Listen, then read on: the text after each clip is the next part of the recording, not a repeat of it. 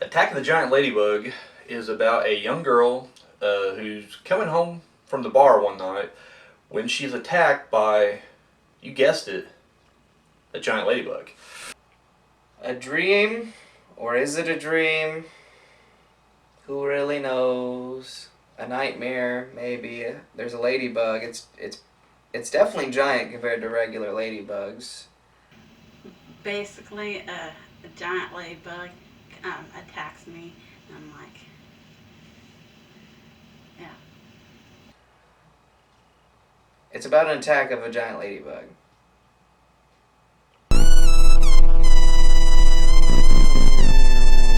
Okay, attack a giant ladybug is basically, it's like I had a nightmare, like, what was it, like a year ago or so, and I decided I'm gonna make it into a movie since I'm scared of ladybugs. So, how this project kind of came together, my girlfriend, Angel Lopez, when we were making other shorts, she approached me and said, I would love to make a short film based on this nightmare she had. And in this nightmare, she was chased by a giant ladybug. And I'm thinking to myself, we're a no-budget company. Like, we can't CGI it or even construct a giant, realistic-looking ladybug. So we decided to go a different route with it, though, and she was cool with that. So we went with the B-movie approach of putting me in spandex and putting a little suit on me, and I became the giant ladybug.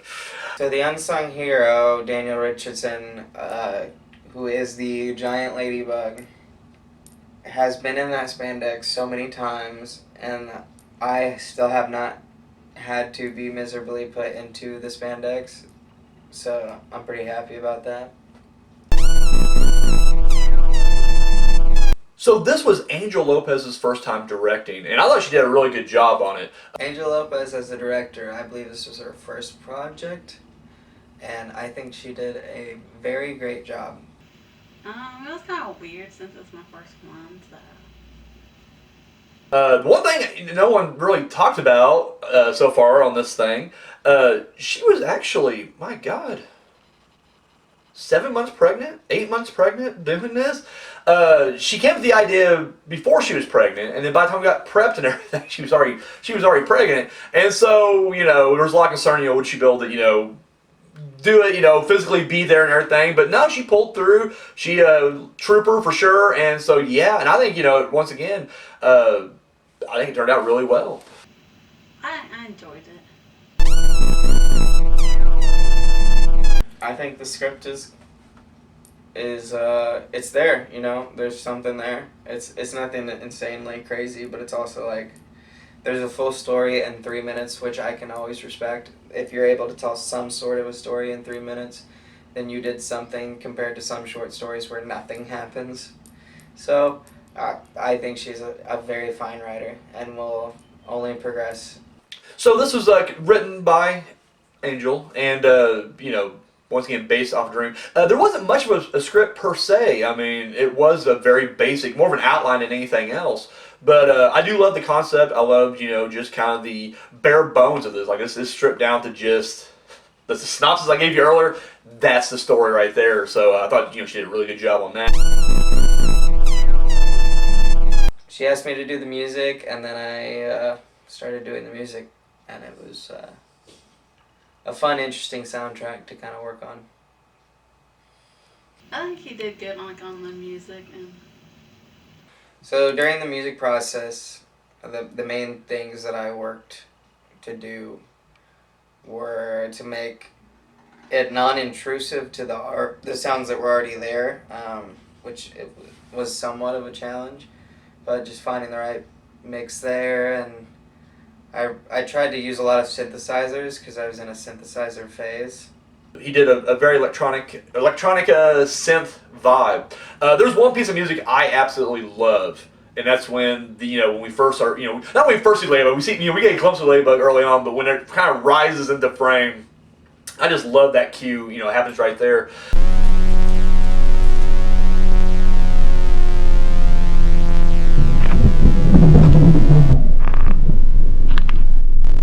And then, of course, he did the score at the end as well as we play out the credits. So It's weird It's one of the weirdest sounds ever. I didn't think it would get approved by our producer, actually.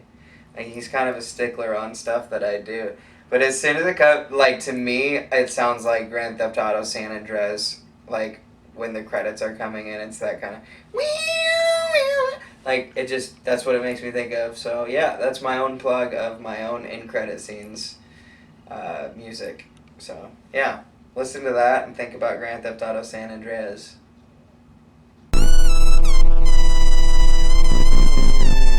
So Josh Chaney was the executive producer on this, and this is actually the first time since he took over his role as vice president here at TPS Productions that he was actually kind of given this executive producer role.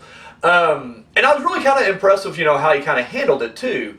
When he stepped into it, he had notes, and I love that. I love that he was very hands-on, but he wasn't demanding about anything. He would literally just, he went to Angel and just like, here's what I think, you should do, this scene right here, or here's, something you should try here. And, some of them she did, some of them she didn't, but he was very much like invested in trying to make this, the best movie possible. And I was very, grateful for that. As an executive producer, I feel like my main role was just to see how the whole project comes together as like as an end project. Like, not necessarily let me look over it every step of the way, but kind of let me look at the final edit and I'll give you some thoughts on that. And I think that's my main role as an executive producer, is just to kind of be like, did you achieve what you set out to do? Did I achieve what you set out to do? Type of thing, and just kind of make sure that we're on the right base there. And just kind of fill whatever role, because this is soundtrack. Next thing I'll be holding a camera. It doesn't matter. I think that's the executive producer role, is just to do whatever someone needs. This was a really fun experience for me. I think because this is the first TPS film we've done where I was not the director, so that was kind of a load off right there. But in doing that, I really kind of put the producer hat on, and had to kind of wrangle everything else. But no, it was really fun to kind of sit back and let some other people do things creatively while I kind of just keep the ball rolling, so to speak. But yeah, I think Daniel Richardson as a producer filled his role as the Giant Ladybug, because I think that's the only thing a producer should be, is a giant bug. So also, in addition to producer and being the Giant Ladybug, I also did the sound design on this movie. This is the first time I ever had to deal with anything like that, giving it this kind of dreamlike quality. And not only that, but I also did all the visual stuff, so like, a lot of filters were added, and, color corrections like that. They give it this kind of surreal vibe, throughout. Yeah, it's like it rained, and we had to try to figure out like the lighting situation, if we're gonna wait till it's a lot darker or whatnot. One thing I will say that was crazy about this was we were trying to go for night shooting. Now we don't have the best equipment, and so we were waiting for nightfall, and then the storm came. And not only did a storm come, but there was like a storm behind it. And so we got this little window late in the afternoon, and the sun's fucking shining. And so we were like, well, do we shoot now, or we try to hold off and pray that when night comes the storm won't be here either? And in the end, we went ahead and decided to go daytime, but we just really, with the filters, we cut it all down. But it's a surreal thing, because I was in this ridiculous ladybug outfit, this getup, and there we are, downtown Bedford in a ladybug outfit. Sun's out, people are driving around, and then here I am stalking around in this thing. I'm sure people are just like, what the hell is going on?